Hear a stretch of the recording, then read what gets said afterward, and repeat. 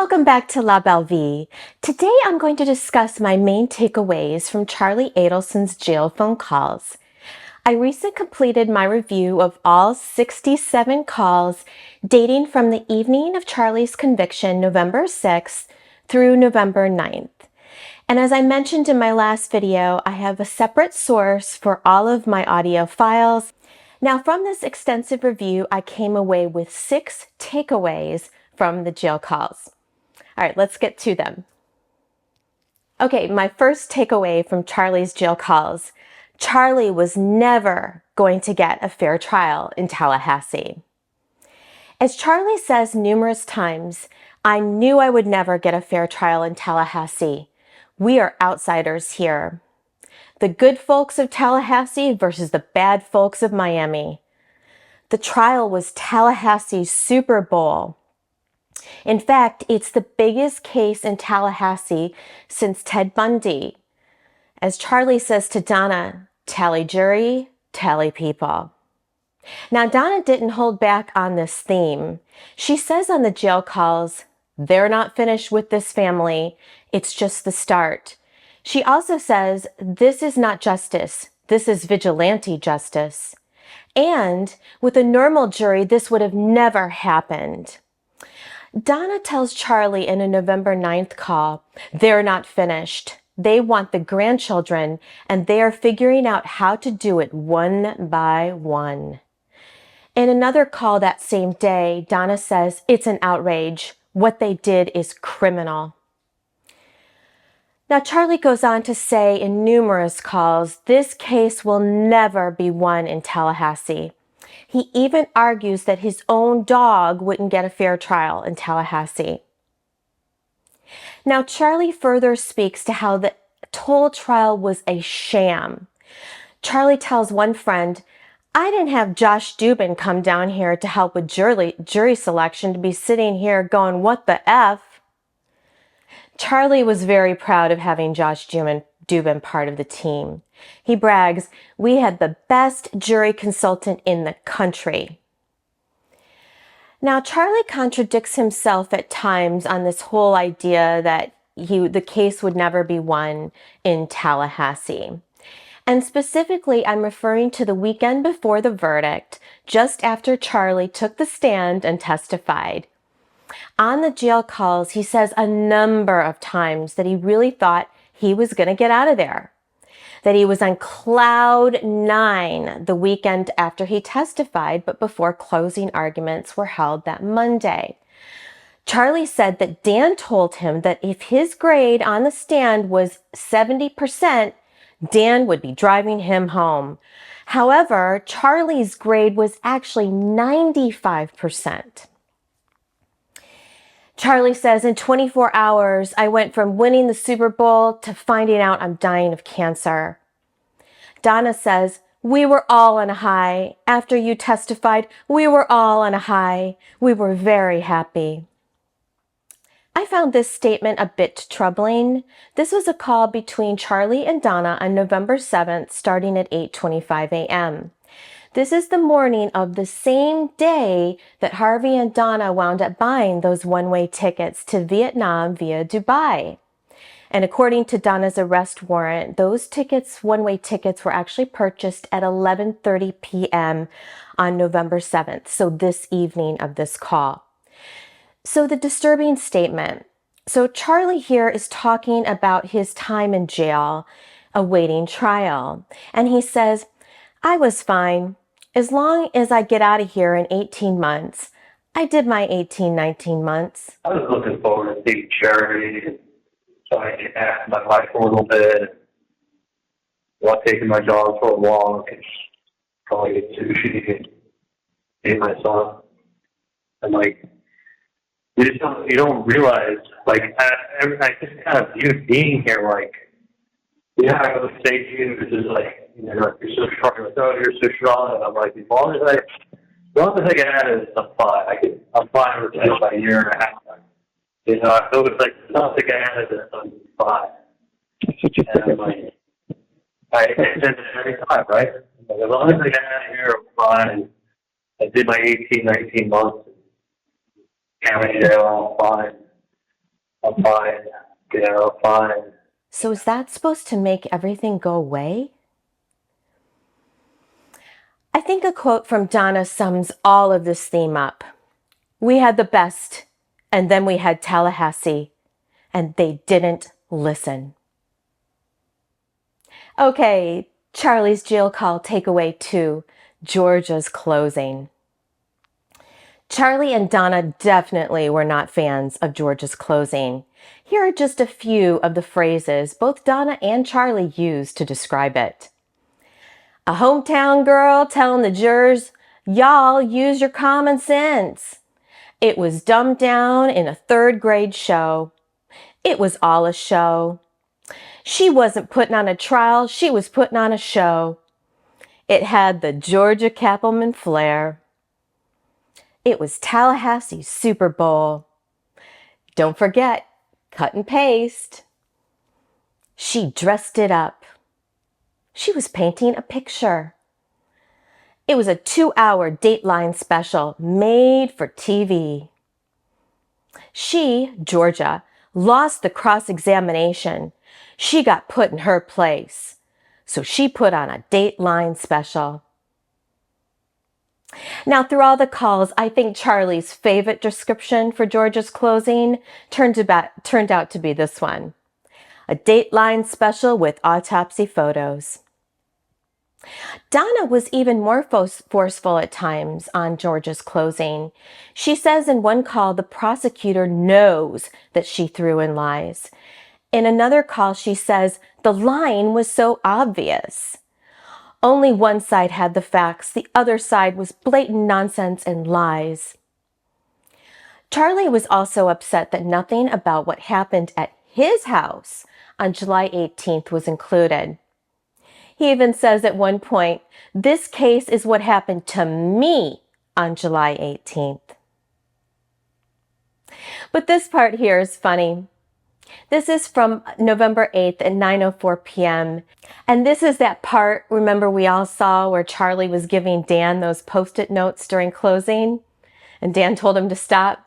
Here's the audio where Charlie discusses just that. It has to be extenuating circumstances. Like, I'm just like... That's how I feel. I mean, listen, I know everybody who loses a trial must feel that way, but like... So this is different. Like, this has to be part of a fucking bad movie. Like, Dan's been doing this for 25 fucking years. Like, he would never be saying the things he was saying. Of course not. Oh my God, of course not. It makes him look like a fool. Yes. Like, especially when I did as well as I did. And he did as well as he did. And it's like, oh, well, and for the juries, no, guess what? When I'm using my exes to get people off who listen to a 6-hour podcast, like, when I'm using my exes to get people off a 6-hour podcast, and the state witness, the headline case, as it could have been an extortion, right then and there, the case should be over. That's what it's about. Not Wendy's book. This is her foreshadowing and her travel plans of that day, and me calling 7530536. Like, I'm sitting there and I'm writing post-it note after post-it note after post-it and handing it to Dan, and he's just like, stop. He's like, stop it. And then again, like, obviously, he can't do anything about it. He's going to do his little shit. But, like, that's what it was. It was a little shit. He didn't have, photos that were going to shake everybody to the core. It's puzzle pieces. Okay, takeaway number 3, Adelson legal standards. Now, throughout the jail calls, it becomes clear that the Adelsons have a different view on several legal concepts from the case. I'll start with the legal standard mentioned most in the jail calls, and that is reasonable doubt. Now, let's first start with the definition of reasonable doubt from the jury instructions for Charlie's trial. And again, these jury instructions are based on the Florida Standard Jury Instructions for criminal cases, with a few minor revisions that were negotiated between the parties. Whenever the words reasonable doubt are used, you must consider the following. A reasonable doubt is not a mere possible doubt, a speculative, imaginary, or forced doubt. Such a doubt must not influence you to return a verdict of not guilty if you have an abiding conviction of guilt. On the other hand, if, after carefully considering, comparing, and weighing all the evidence, there is not an abiding conviction of guilt, or if having a conviction, it is one which is not stable but one which wavers and vacillates, then the charge is not proved beyond every reasonable doubt, and you must find the defendant not guilty because the doubt is reasonable. It is to the evidence introduced in this trial and to it alone that you are look for that proof. A reasonable doubt as to the guilt of the defendant may arise from the evidence, conflict in the evidence, or the lack of evidence. If you have a reasonable doubt, you should find the defendant not guilty.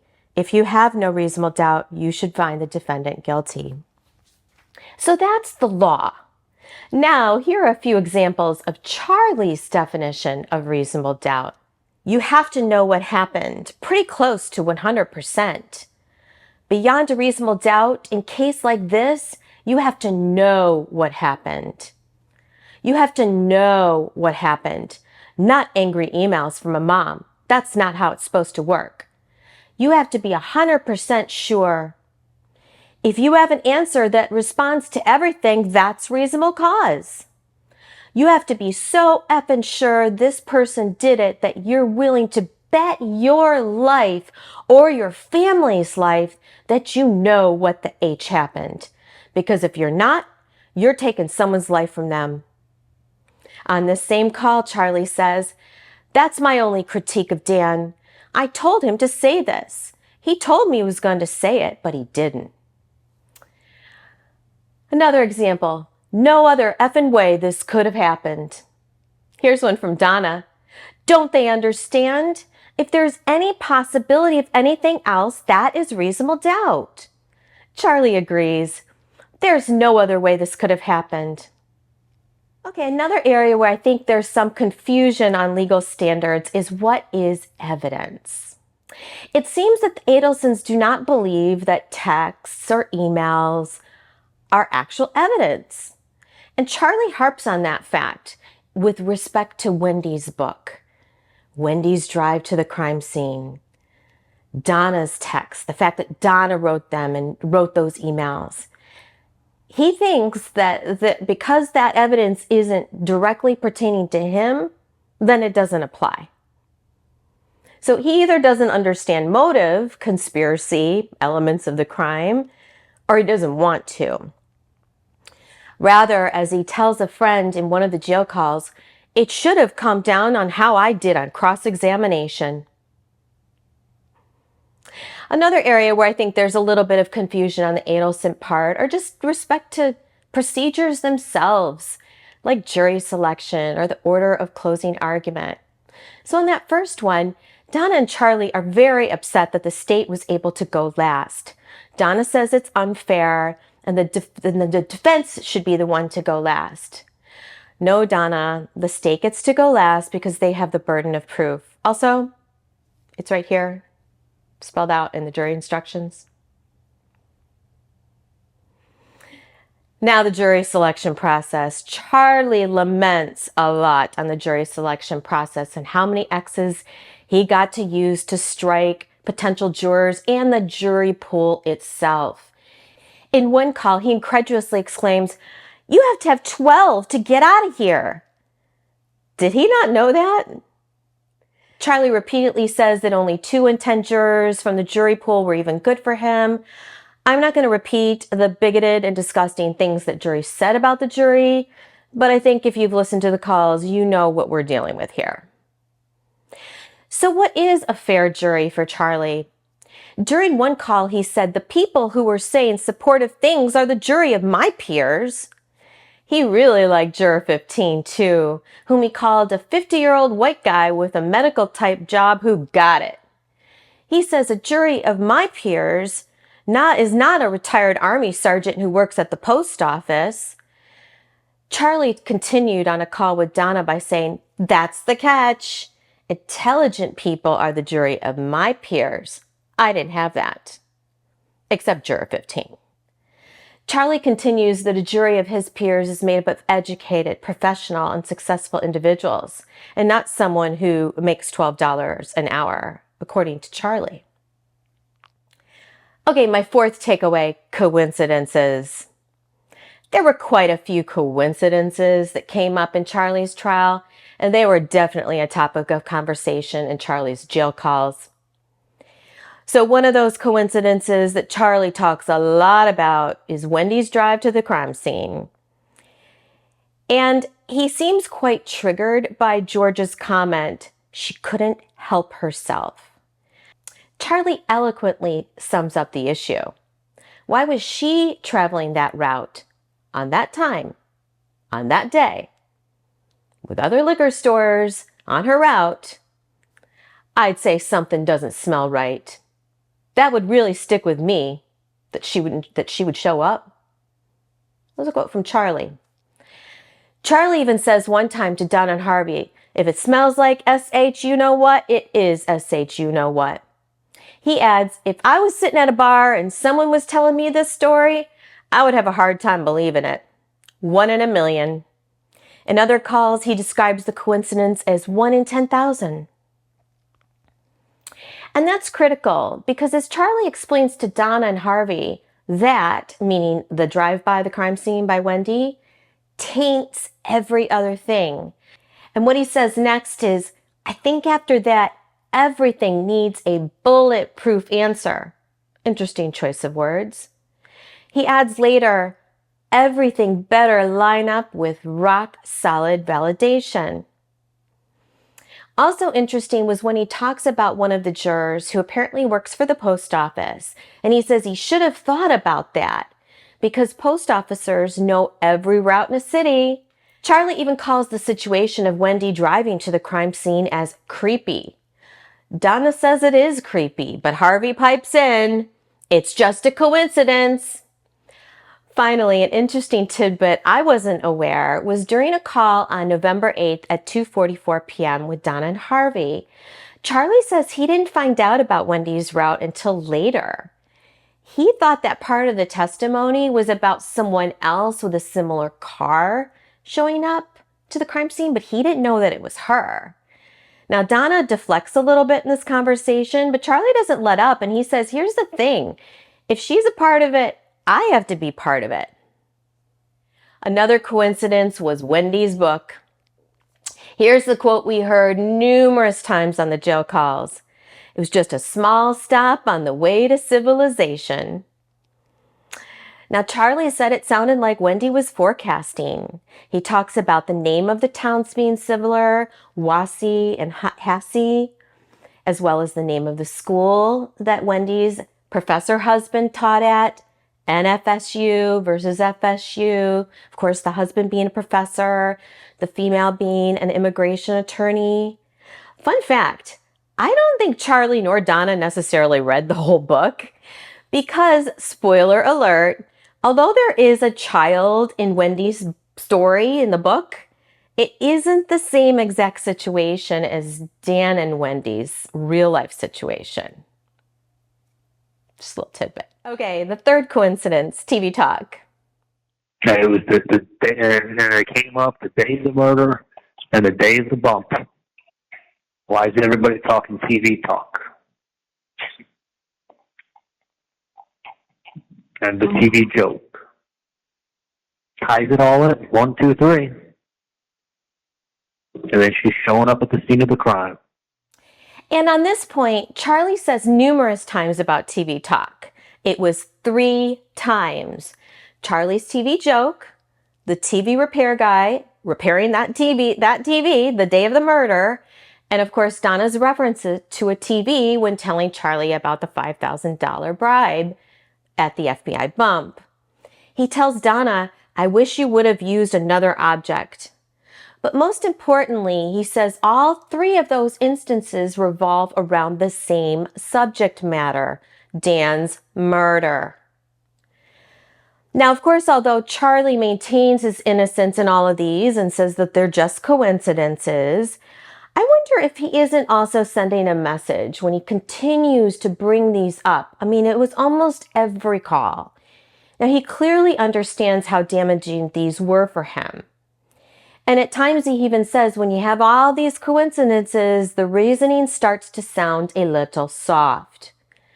In that same call, Charlie asks, how many coincidences are you allowed? Okay, fifth takeaway, what we're all calling the drop mic. This is the portion of the call where Charlie and Donna were talking, and it appeared to be that Charlie lost signal and Donna forgot to hang up the phone. And so therefore you have this drop mic or part of the conversation where Donna's talking, but she's not aware. So we had two drop mic situations in the jail calls. Now, the first you've probably heard of a number of times, and that's the one where Donna suggests she may unalive herself by going to sleep with Harvey. But also, this was the call where they talk about they're going to leave the country, and they're talking about countries that don't have extradition with the United States. That call happened between Charlie and Donna on November 7th. And that was, of course, the day after he was found guilty. And that was the call that begins at 2:57 p.m. Now, besides the obvious parts that we just went over, I found this part fascinating because it really gives us a glimpse into the family dynamics as they exist today in real time. And so I'm going to insert that here. Can't hear me again, right? Charlie. Charlie, can you hear me? Can you hear me? I'm sorry. The fourth time that they cut the line each time.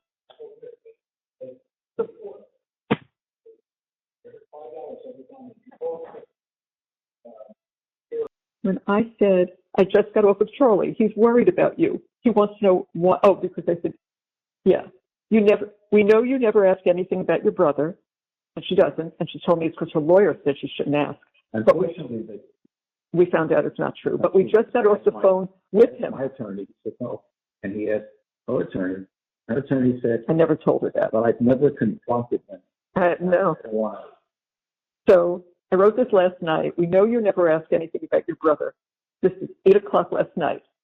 But we just got off the phone with him, and the first thing he asked was, how's Wendy holding up? I didn't have the heart to tell him that you never called us or asked about him. I just said, we weren't up to phone calls right now. Everyone looks to protect you. I bet you've got a lot to think about. But then she didn't answer. So then I got another call from Charlie last night, and I said, just got off the phone with Charlie. He's worried about you. He wants to know why we didn't speak. I told him a lie. I said, we're only speaking with you and Dan right now. I couldn't bear to tell him the truth. Your sister never even called us, is the truth. So she says this morning, I thought she'd be racing over here last night. Yeah. Dear Mom, I know you are upset by the verdict, but the anger directed at me is not justified. I don't know how much anger. We don't. I'm not responsible in any way for Charlie's situation. I am not guilty because I did not do anything wrong, and I was not involved in any way with Danny's death. I didn't say she was. When I was interviewed by the police and testified in court, I told the truth as I was required to do. I cannot control how the prosecutor used my statements at Charlie's trial. Again, I didn't say that. Also, as you know, my lawyer has advised me not to talk to my family or anyone else about this case. No, about the case, which is true. We've never done it. I followed his advice despite your disagreements with this guidance. Please do not text me about this case anymore. Not about the case, is it? Not what I said. About her brother, and that he wants, how are you, Wendy? How's my sister holding up? Yeah. If you have anything further to say about the case, please go through our lawyers. Right now, I have to be singularly focused on taking care of the boys during this difficult time. So I wrote back, okay, we have no desire to speak with you about the case. I guess Dad and I are just shocked that you didn't think of coming to see us or even calling us. We are your parents. We are and have always been there for you and the boys. None of what we wrote matters about the case. That's over. I just want you to know how many times Charlie is asking about you. Not only do you not ask about us, but not one question about Charlie, right? We will need to give you some information shortly, and we need some business assistance. please let us know if you can be of any help. I have a safe here. I want to give her codes. We're going to be gone. I want her to have all this information. I have the cemetery property. I want her to see all that. I want her to have all these papers and the wills. I want her to see all this. So please let us know if you can be of any help. The other thing is the visa, which she would know about. No, I said we need some business assistance. Please let us know. I wonder what the dynamic is today, right now, with Donna up in Leon County Jail awaiting trial for the same charges that Charlie was just convicted of in November.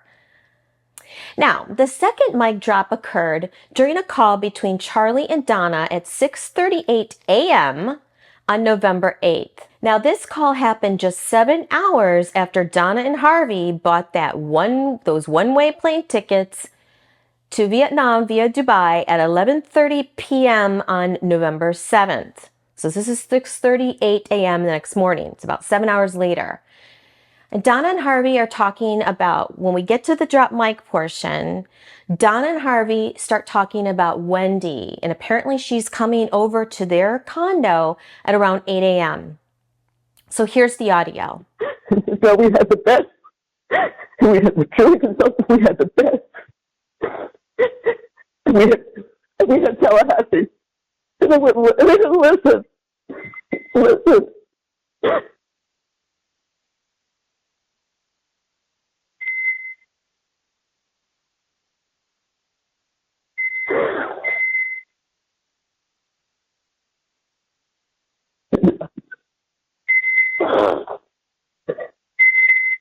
Listen, Charlie.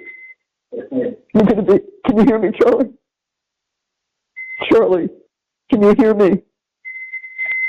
Charlie? Clicked off. I bet it's because it was an hour. Yeah, he'll call me back.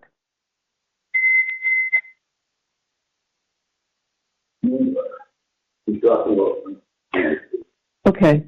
You can make her aware now that the things that we need to discuss are private.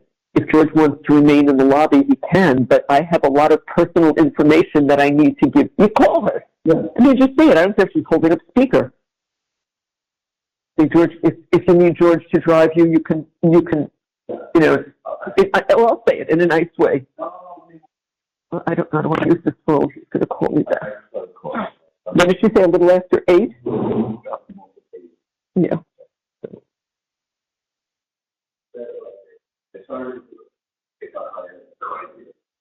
I'll meet him downstairs.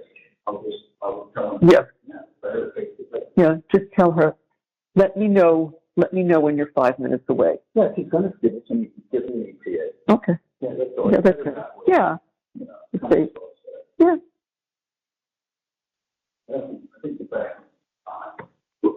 They shut Charlie's phone off. Or he's going to call back.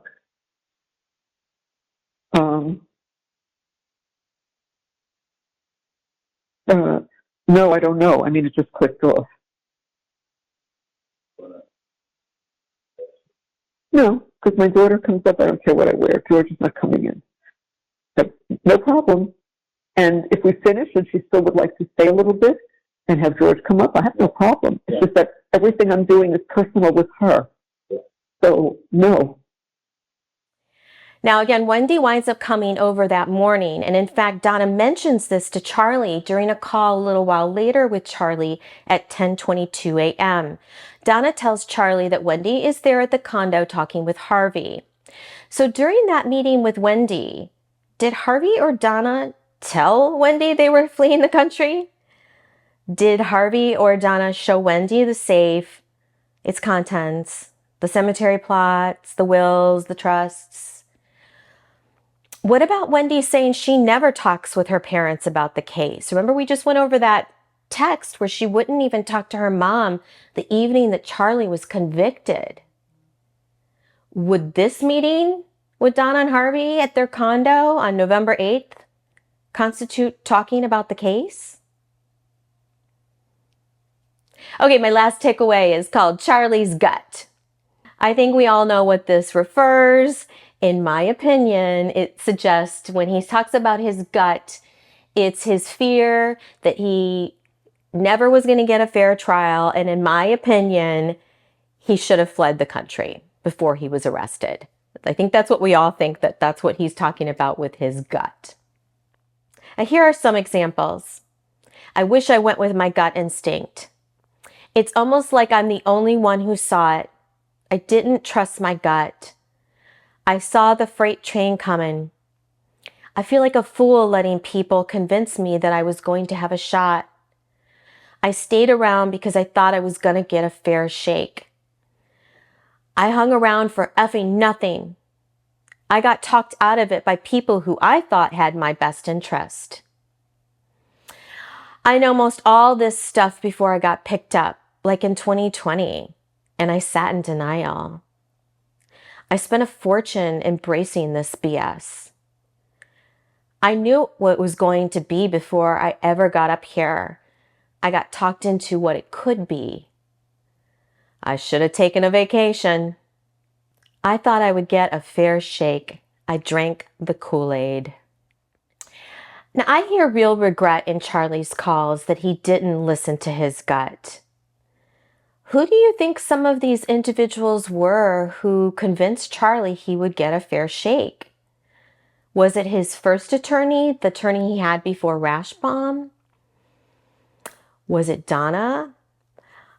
I personally think one of those individuals might have been Donna, because every time he brings this up with her, she's either silent or she says, I know, and seems to want to change the conversation, or she just diverts attention to another subject. So anyway, these are my 6 takeaways from Charlie's jail calls.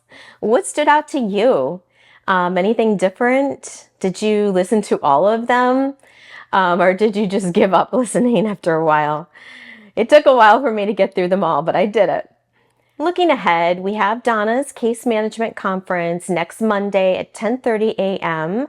It is doubtful that Donna will attend in person because the docket notes that she doesn't need to be transported and she will attend on Zoom.